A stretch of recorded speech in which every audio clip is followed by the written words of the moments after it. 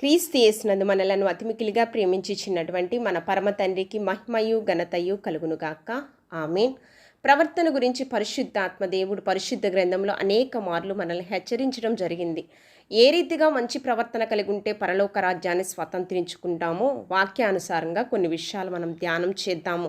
పరిశుద్ధ గ్రంథంలో పేతురు గారు తన పత్రికల్లో మొదటి పేతురు రాసిన పత్రిక మొదటి అధ్యాయం 16వ వచనంలో, మిమ్మును పిలిచిన వాడు యేసుక్రీస్తు ప్రభువారు పరిశుద్ధుడైన ప్రకారము మీరు సమస్త ప్రవర్తన యందు పరిశుద్ధులై ఉండాలి. ఎందుకంటే పరిశుద్ధత లేకుండా దేవునికి ఇష్టలై ఉండుట అసాధ్యము గనుక మనము పరిశుద్ధత కలిగి లోకంలో జీవించాలి. జ్ఞానిటువంటి సలోమాను గారు ప్రసంగి గ్రంథంలో 5వ అధ్యాయం మొదటి వచనంలో, నీవు దేవుని మందిరమునకు పోవునప్పుడు నీ ప్రవర్తన జాగ్రత్తగా చూచుకొనుము అని. ఎందుకంటే దేవుని యొక్క సన్నిధి ప్రత్యక్షత మన మధ్య ఉన్నదని మనం మర్చిపోకూడదు. ప్రార్థన ఆలకించువాడ సర్వ శరీరులు నీ యొద్దకు వచ్చేదరు. ఇది మందిరము, సమస్త జనులకు ప్రార్థనా మందిరం. ఎక్కడున్నా దేవునికి మహిమకరంగా మనం జీవించాలి. విశ్వాసపరుడైనటువంటి యోబు భక్తుడు యోబు గ్రంథం 29వ అధ్యాయం 14వ వచనంలో, మనము న్యాయ ప్రవర్తన కలిగి ఈ లోకంలో జీవించాలని మనల్ని కడవరి దినాలలో హెచ్చరిస్తూ ఉన్నాడు. పరిశుద్ధ గ్రంథంలో ఈ యొక్క మోషే గారు వ్రాసినటువంటి పంచఖండాలలో లేవి కాండం 18వ అధ్యాయం 17వ వచనంలో, దుష్కామ ప్రవర్తన మనం విడిచిపెట్టాలంట. దుష్కామ ప్రవర్తన ఇది చెడ్డ ప్రవర్తన, దీన్ని అసహించుకోవాలని పరిశుద్ధాత్మ దేవుడు హెచ్చరిస్తూ ఉన్నాడు.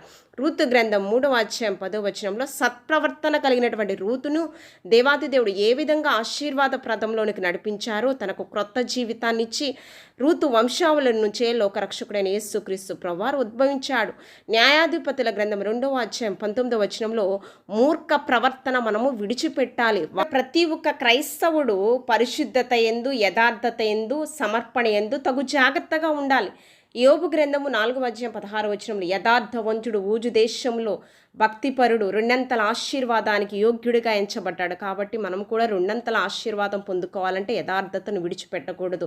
దేవుని హృదయాన్ని గెలుచుకున్నటువంటి కీర్తనాకారుడు 107వ సంకీర్తన 17వ వచనంలో, దుష్ట ప్రవర్తన మనము విడిచిపెట్టాలి, మంచి ప్రవర్తన కలిగి లోకంలో జీవించాలి. సామెతల గ్రంథము 2వ అధ్యాయం 8వ వచనంలో జ్ఞానిటువంటి సలోమాను గారు భక్తుల ప్రవర్తన, మన ప్రవర్తన అనేక మందికి అనుకరించే విధంగా మాదిరికరంగా ఉండాలని జ్ఞానిటువంటి సలోమాను గారు సామెతల గ్రంథం 2వ అధ్యాయం 14వ వచనము, అతి మూర్ఖుల ప్రవర్తన, మూర్ఖుల ప్రవర్తన దుష్టుల సాంగత్యము మంచి నడవకను పాడు చేస్తుంది కనుక మూర్ఖులతో మనం వాదించేటటువంటి ఆలోచన మనము విరమించుకోవాలి. సామెతల గ్రంథము 2వ అధ్యాయం 20వ వచనంలో, నీతిమంతుల ప్రవర్తన వలె మన ప్రవర్తన ఉండాలి.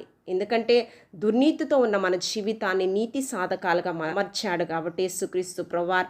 సామెతల గ్రంథం 12వ అధ్యాయం 26వ వచనము, భక్తిహీనుల ప్రవర్తన వలె మన ప్రవర్తన ఉండకూడదని హెచ్చరిస్తూ ఉన్నాడు పరిశుద్ధాత్మ దేవుడు. మూర్ఖ ప్రవర్తనను మనము విడిచిపెట్టాలని సామెతల గ్రంథము 28వ అధ్యాయం 18వ వచనంలో జ్ఞానిటువంటి సలోమాను గారు మనల్ని హెచ్చరిస్తూ ఉన్నారు.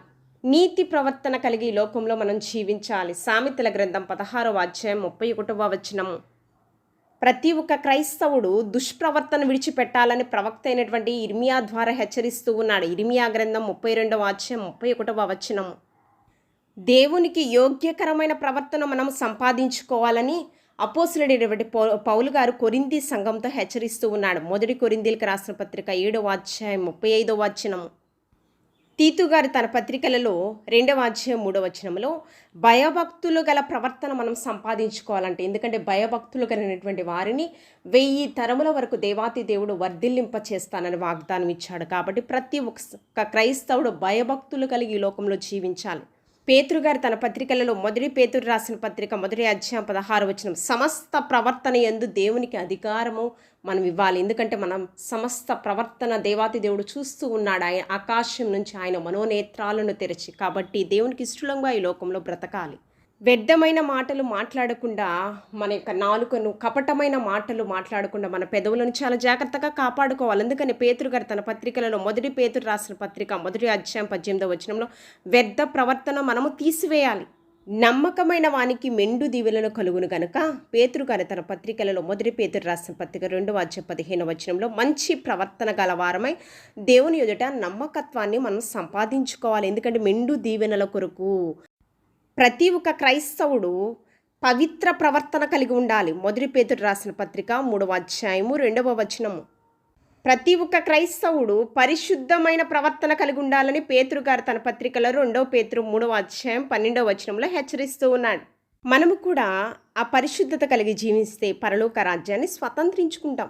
సత్యానికి స్థాపకుడు జనకుడు యేసుక్రీస్తు ప్రభువారు. నేనే మార్గమును సత్యమును జీవము. కాబట్టి మనం కూడా సత్య మార్గములో ఈ లోకంలో జీవించాలి.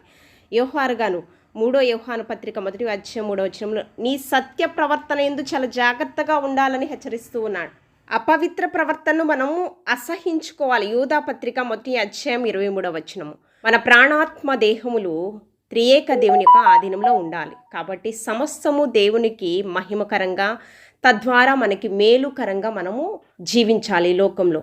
అట్టి కృపను దేవాతి దేవుడు మీరు పొందుకొనుగాక. ఆమేన్.